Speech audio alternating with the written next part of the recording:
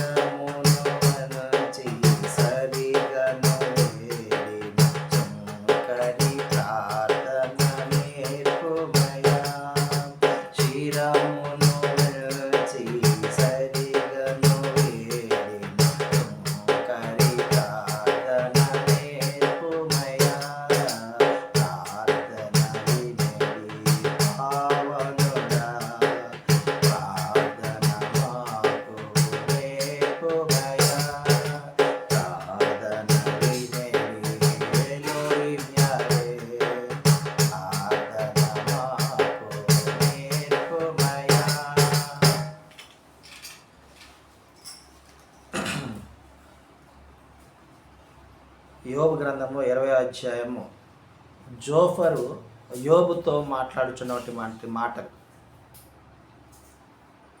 భక్తిహీనుల గురించి మాట్లాడుతూ వారి యొక్క నోరు చెడుతనమును పలుకటే వారి నోటికి తీయగా ఉంటుంది, వారి నాలుక కింద దానిని భద్రము చేసుకుని ఉన్నారు. వారి కడుపులో ఆహారము పులిసినను వారి లోపట నాగుపాముల విషము ఉండును. వారు ధనము మురిగివేసిరి, ఎలోహిము మరల దానిని కక్కించి వేస్తారు. వారి కడుపుల నుండి ఎలోహిం దాన్ని కక్కించి వేస్తారు. కట్ల పాముల విషము వారు పీల్చుదురు, నాగుపాము నాలుక వారిని చంపును.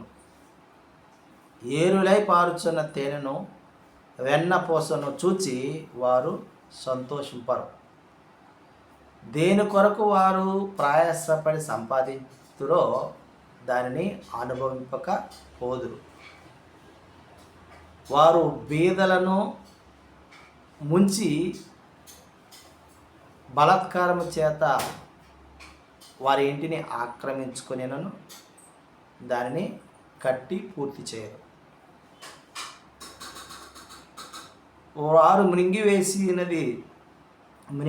వేయనది ఒకటి లేదు, కానీ వారి క్షేమస్థితి నిలువదు.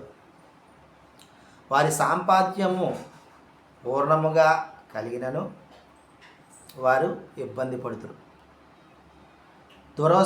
దురవస్థలో నుండి వారందరి చెయ్యి వారి మీదకి వచ్చును.